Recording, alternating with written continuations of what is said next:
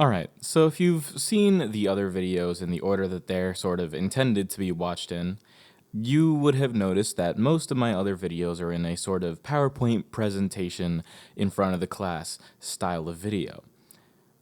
Some of the other videos that I wanted to do, though, sort of require a different form of presentation for them to really hit the way that I am intending them to. So this is going to be the first of many videos telling stories from the Forgotten Realms in a storytelling format, the way that they're sort of intended to be told. So, with that disclaimer out of the way, this is the Spellplague. The year 1385 DR. On the mortal plains, the armies of Saztam are encroaching on the Keep of Sorrows in Thay. But while an invasion by a lich would certainly be the most pressing matter in any other year, a far worse event was soon to encompass all of realm space. As Zulkir, a Thayan wizard of high status and power, named Yaffle, perceives a vision. The White Queen is troubled, but can't say why. The Black Queen hates the White and gives the assassin a black coat. The assassin steals upon the White Queen. She can't see him gliding through the shadows. The sword screams. The White Queen falls. Her city falls. Stones fall in the cavern to crush the soothsayer. The tree burns and thrashes in agony. Branches break, branches twist and grow together. And as the vision foretells, a divine assassination will take place in the heavens. Now, while not everyone believes in the divine, there are still some theories as to what happened to really cause the Spellplague.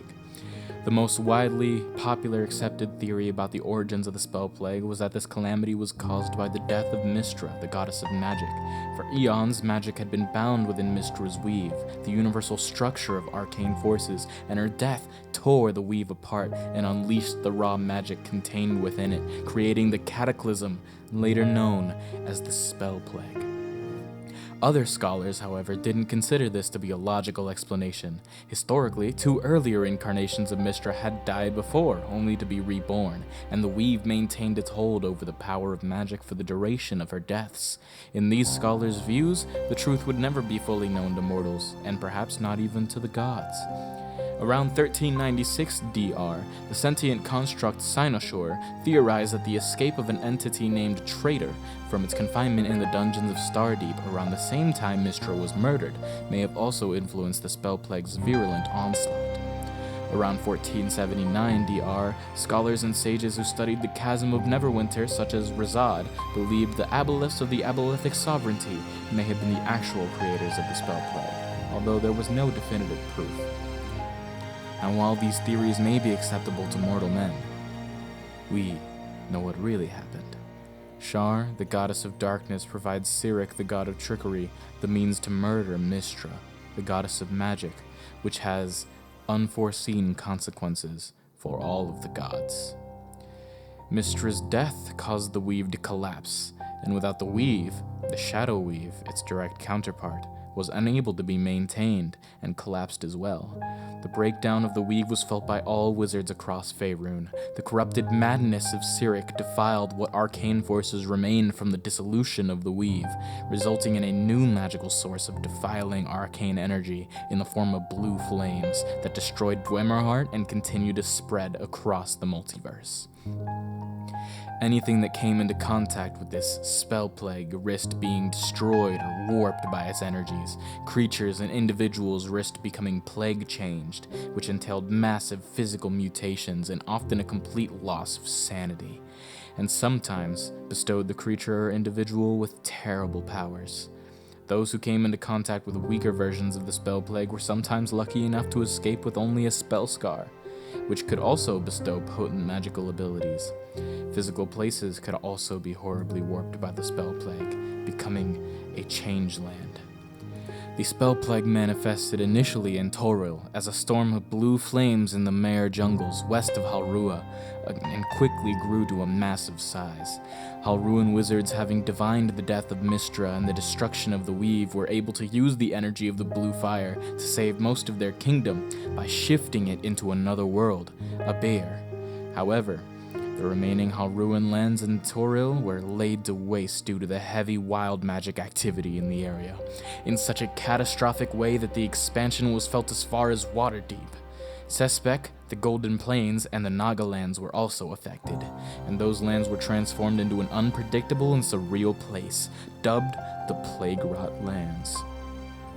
The blue flames also infected portals and planar gates, spreading even further across Toril. Almost every part of Faerun was affected by the Spellplague, and certain areas were eliminated entirely, while others created anew. Thousands of spellcasters were either destroyed or went insane due to the collapse of the Weave after Mystra's death. In Cormyr, a third of the war wizards were either killed or driven mad. Those who survived lost their ability to use arcane magic completely. In 1386 DR, the Spellplague traveled across time and space and reached the world of Abir. Through the planar gates, and large parts of Abir and Toril switched places. In Abir, the Spellplague first appeared in Gontal, the southwestern region of the continent of Larrakond, where it made contact with ancient Glaur, the fortress of the primordial Nehushta. The fortress detonated when the blue breath of change ran through it, in an explosion as potent as the Tearfall, rocking the entire planet of Abir and creating the Glaur Barrens, where the old fortress once stood. Larrakond was torn apart in a powerful earthquake, and a portion of the nation of Skelkor, where the capital of the dragonborn nation of Timenchabar was located, was torn asunder and disappeared amidst the blue fire. That region, where the city citadel of Jarad Themar was located, crushed on Unthar, still enveloped in the blue flames. Many believed the Untharites and the Muhuradani occupation forces were obliterated in the explosion that leveled and reshaped the whole region except for the Black Ash Plain.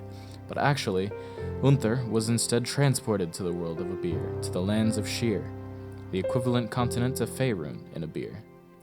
The rest of Larrakond was sent to the Trackless Sea, where it was believed it subsumed the lands of Mastika. But actually, Mastika was transported to Abir, and Larrakond, which became known as Returned Abir, remained on Toril, in a different location in the Great Sea. Despite efforts, with the structure of magic out of balance, many spells failed or produced unreliable results. Some spells became much more difficult to produce, such that they could only be achieved with elaborate rituals. Meanwhile, some other spell effects became so trivial to produce that spellcasters could manifest them at will. The losses were not only felt on the mortal planes, as, among the divine, Savras died as a result of the dissolution of Mystra's home plane Dwemerheart. Azuth was thrown from Dwemerheart to the Nine Hells, where Asmodeus stole his divine essence and fused with him to become a god. Cyric was tried by a conclave formed of Lathander, Sune, and Tyr. They found him guilty of Mystra's murder and sentenced him to imprisonment in the Supreme Dome. Lathander transformed back into a Monitor. Malar was weakened and was said to have been slain by his own beasts. And Nobanion tried to save a pride of lions in Gulthandor from oncoming blue fire. He came into contact with the blue flames, and it mutated him into a dark and bestial lion with a mane of blue flames. Most of the outer planes destroyed or merged with others, creating the astral dominions. Entirely new astral dominions also arose because of the Spellplague.